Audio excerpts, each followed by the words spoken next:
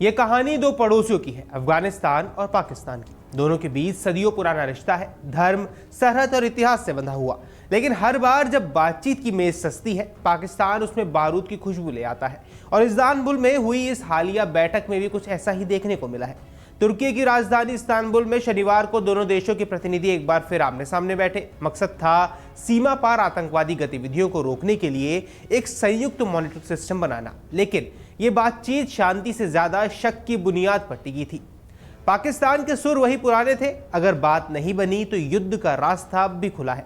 वो देश जो 4 दशकों से शरण देने की बात करके खुद को मसीहा बताता है, अब उन्हीं अफगानों पर आतंकवाद को बढ़ावा देने का आरोप लगाता हुआ नजर आ रहा है। आपको बता दें कि असल में ये पूरा खेल पाकिस्तान की दोहरी नीति का परिणाम है। एक तरफ वो खुद को आतंकवाद से पीड़ित देश बताता है और दूसरी तरफ अपनी भूमि को सालों से उन संगठनों का अड्डा बनाने देता है जिन्हें उनसे आज वो खुद परेशान हो रखा है। तहरीक तालिबान पाकिस्तान यानी कि टीटीपी और बलूचिस्तान लिबरेशन आर्मी यानी कि बीएलए जैसे आतंकी गुट उसके सिरदर्द बन चुके हैं। लेकिन सवाल ये है, क्या इन गुटों को पनपने देने की जिम्मेदारी सिर्फ अफगानिस्तान की है? पाकिस्तान की सरकार आज जिस काउंटर टेररिज्म प्लान की बात कर रही है, वो दरअसल उसकी अपनी ही नाकामियों पर पर्दा डालने का तरीका है। रक्षा मंत्री ख्वाजा आसिफ का बयान, अगर बातचीत विफल रही तो युद्ध का विकल्प खुला है, खुद बता देता है कि पाकिस्तान को संवाद नहीं, दबाव की राजनीति करनी आती है। अब इससे ऐसा लगता है जैसे उसे बातचीत नहीं, धमकी से सुकून मिलता हो। इस्तांबुल की यह बैठक दोहा समझौते का दूसरा चरण थी। 19 अक्टूबर को कतर की राजधानी दोहा में दोनों पक्षों के बीच पहली बातचीत हुई थी, जिसमें अस्थायी शांति बहाल करने पर सहमति बनी थी। इसमें यह भी कहा गया था कि सीमा पर गोलीबारी रोकी जाएगी, दोनों देश सूचनाएं साझा करेंगे और व्यापारिक रास्ते फिर से खोले जाएंगे। हालांकि कुछ दिन तक शांति रही भी, लेकिन पाकिस्तान की आदत है, शांति टिके तो उसे बेचैनी होने लगती है। 4-5 दिन तक सन्नाटे के बाद पाकिस्तान ने फिर वही पुरानी चाल चली। मीडिया के जरिए संदेश भेजा गया कि अगर अफगान तालिबान अपनी जिम्मेदारियों को पूरा नहीं करता है तो पाकिस्तान एक तरफा कदम उठाना शुरू कर देगा। और एक तरफा कदम का मतलब सबको पता है कि सीमा पर गोलियों की बरसात होगी। ख्वाजा आसिफ ने यह भी कहा कि पाकिस्तान ने 40 सालों तक अफगानों की मेजबानी की, लेकिन अफगानिस्तान ने बदले में आतंकवाद का समर्थन किया। यह बयान अपने आप में विडंबना है। दुनिया जानती है कि अफगान शरणार्थियों का इस्तेमाल पाकिस्तान ने कई बार अपनी भू राजनीतिक योजनाओं में किया है। अफगानों को पनाह दी, लेकिन उसी पनाह में नफरत के बीज भी बो दिए। अब वही बीज फसल बनकर लौटे हैं और पाकिस्तान को अपनी ही बनाई आग में जलना पड़ रहा है।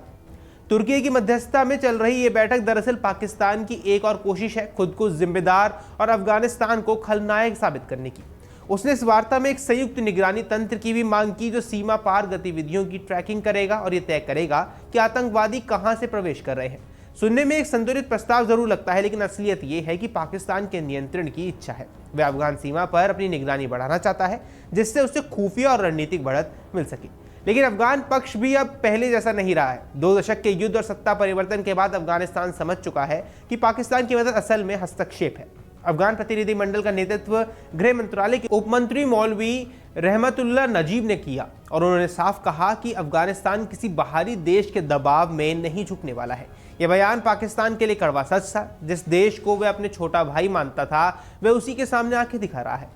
पाकिस्तान की दिक्कत यह है कि अभी भी वह अपने पुराने सुरक्षा सिद्धांत में अटका हुआ है, जहां अफगानिस्तान को हमेशा रणनीतिक गहराई के रूप में देखा गया है। लेकिन अब हालात बदल चुके हैं। अफगानिस्तान आज अपनी शर्तों पर बातचीत करना चाहता है, जबकि पाकिस्तान अब भी पुराने सैन्य रवैये से बाहर नहीं निकल सका है।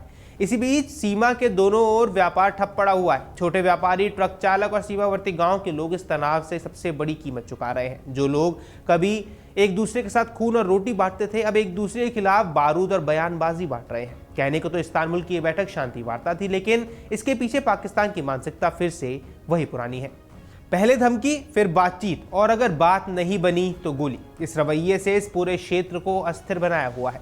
पाकिस्तान बार बार युद्ध विकल्प की बात करते ही अपने इरादे साफ कर देता है। वो चाहता है कि दुनिया उसे गंभीरता से ले, लेकिन उसकी बातों में न जिम्मेदारी है और न ही विश्वास। आज अगर पाकिस्तान वाकई चाहता है कि अफगानिस्तान आतंकवाद पर लगाम लगाए, तो पहले उसे अपनी मिट्टी साफ करनी होगी, उस जमीन से जहां आतंक की राजनीति ने जड़ें जमाई हुई है। वरना चाहे इस्तांबुल हो, दोहा हो या काबुल, हर बातचीत बस एक औपचारिक तस्वीर बनकर रह जाएगी। शांति सिर्फ शब्दों से नहीं, नीयत से भी आती है, और पाकिस्तान की नीयत अभी भी धुएं में लिपटी हुई ही दिखती है। जहां हर बात का अंत धमकी से होता है और हर बातचीत से पहले एक बंदूक का साया खड़ा हुआ साफ नजर आता है। अगर पाकिस्तान सच में बदलना चाहता है तो उसे समझना होगा कि ईंधन भभकी से न सीमाएं बदलती हैं और ना ही सच्चाई। अफगानिस्तान अब झुकने के दौर से आगे बढ़ चुका है। अब वक्त पाकिस्तान के लिए आईना देखने का है, क्योंकि अगर वह नहीं बदलता है तो उसके शब्दों की गूंज बस बारूद में खोकर रह जाएगी। आपकी जो कुछ भी राय इस वीडियो पर है, इस मुद्दे पर है, हमें कमेंट बॉक्स पर जरूर बताएं। फिलहाल इस वीडियो में इतना ही। नमस्कार। अगर आप ये वीडियो YouTube पर देख रहे हैं तो हमारे चैनल को सब्सक्राइब कर बेल आइकन दबाएं और Facebook पर देख रहे हैं तो हमारे पेज को लाइक करें।